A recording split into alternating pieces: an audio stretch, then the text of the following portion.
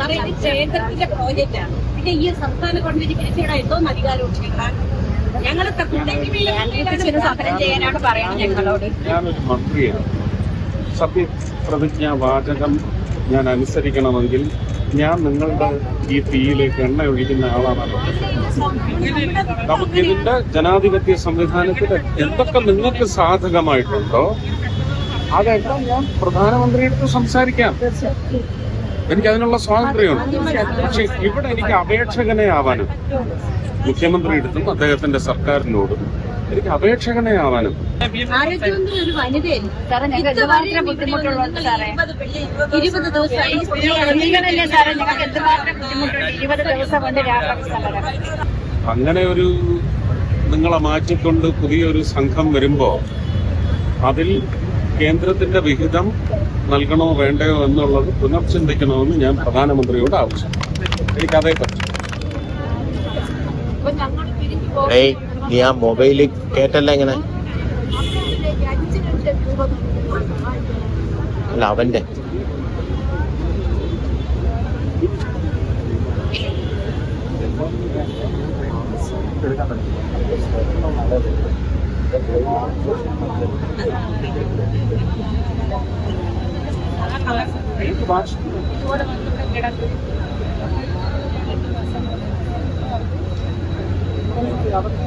മുഖ്യമന്ത്രിക്ക് അങ്ങനെയുള്ള ഭാഷ നിങ്ങളുടെ സമരത്തിൻ്റെതാണെങ്കിൽ അത് മുഖ്യമന്ത്രിക്ക് മനസ്സിലാവും. ഞാൻ ഏതായാലും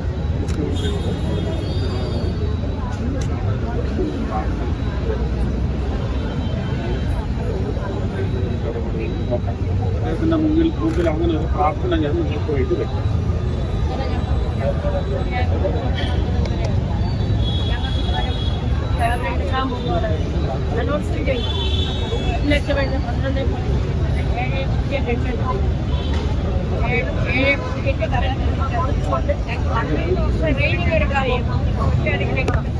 മൊബൈലും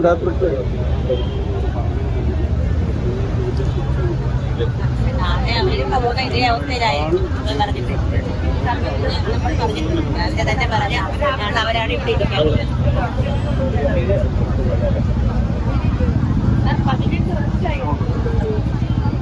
പറഞ്ഞാൽ മതി. ആശയം എല്ലാവരോടും പറഞ്ഞാൽ മതി.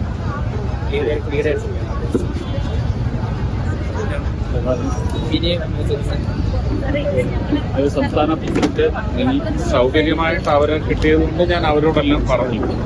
അതില് കൃത്യമായി മനസ്സിലാക്കിയ ആൾക്കാരോട് ഞാൻ സംസാരിച്ചതിന്റെ പൂർണ്ണ സ്വരൂപം നിങ്ങൾ മനസ്സിലാക്കി.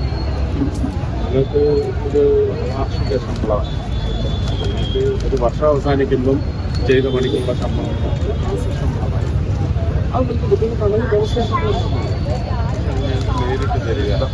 അത് തരാൻ ഒരു മുതലാളിയെ തിരുത്താതെ പഞ്ചായത്ത് തലത്തിലുള്ള ഇടപാട് ചെയ്യരുത് എന്ന് മുഖ്യമന്ത്രിയോട് പറഞ്ഞു, പ്രധാനമന്ത്രിയോടും പറഞ്ഞു.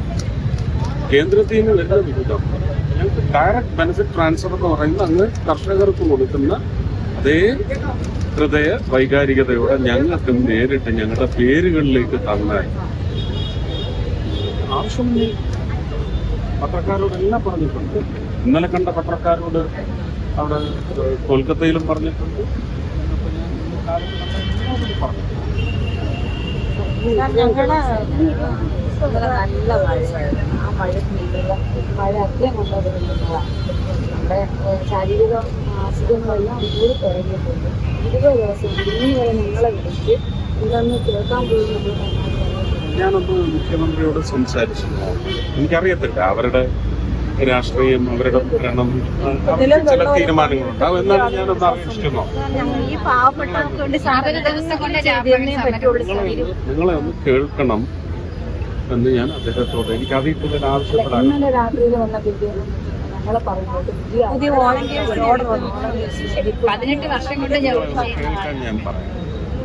ഞങ്ങളെ ഈ പാവപ്പെട്ടവരെ സാർ കണ്ടേ പറ്റുള്ളൂ. ഞങ്ങൾ സാറിന് വേണ്ടിയിട്ട് വർഷം കൊണ്ട് ജോലി ചെയ്യുന്നവരെ ഒരു നിമിഷം കൊണ്ട് പുറത്താക്കിയിട്ട് അടുത്തൊരാളെ ഞാൻ അദ്ദേഹത്തോട് ഞാൻ നിങ്ങളൊക്കെ കേൾക്കാനും ഒരു സമയം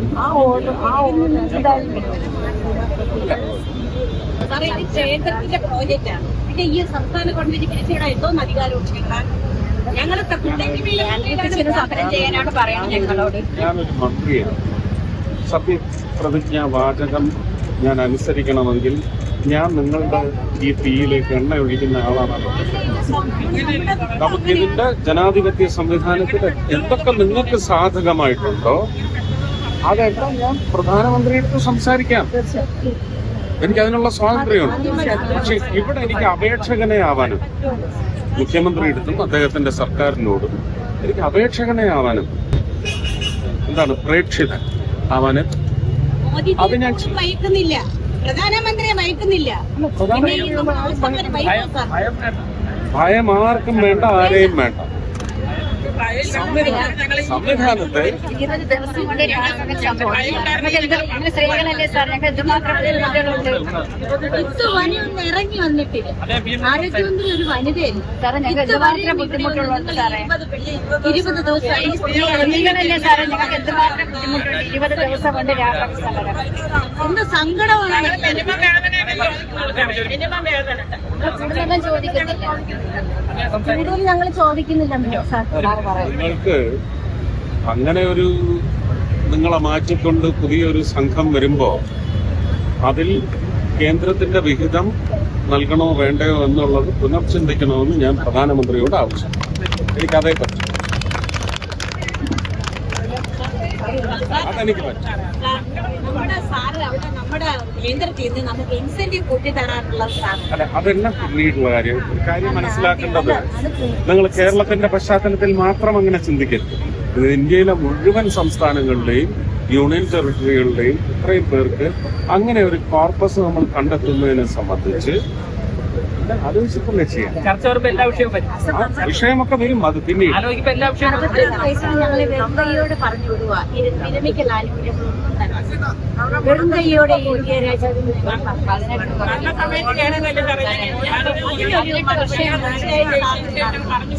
ഈ രാജ്യത്ത് നമുക്കൊരു നിയമമുണ്ടല്ലോ സർ, 5 ലക്ഷം രൂപയാണ് നിങ്ങൾ ആവശ്യപ്പെടുന്നത്. പശ്ചിമ ബംഗാളിൽ കൊടുക്കുന്നുണ്ട്, ഇതര സംസ്ഥാനങ്ങളിലെല്ലാം കൊടുത്തു കഴിഞ്ഞു. 2020 ഈ 5 ലക്ഷം രൂപ വിരമിക്കൽ ആനുകൂല്യമായി നിർബന്ധമായിട്ട് തീർച്ച ന്യായമല്ലേ സർ?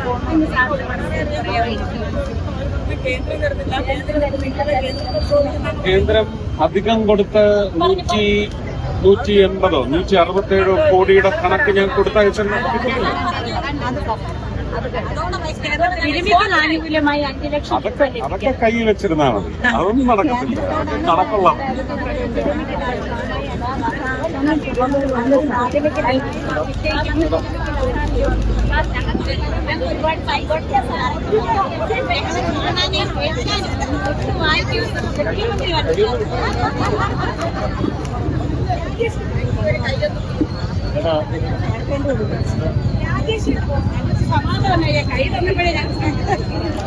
സമാധാനമുള്ള സാധാരണ നമുക്ക് എല്ലാ സമാധാനവും മുഖ്യമന്ത്രി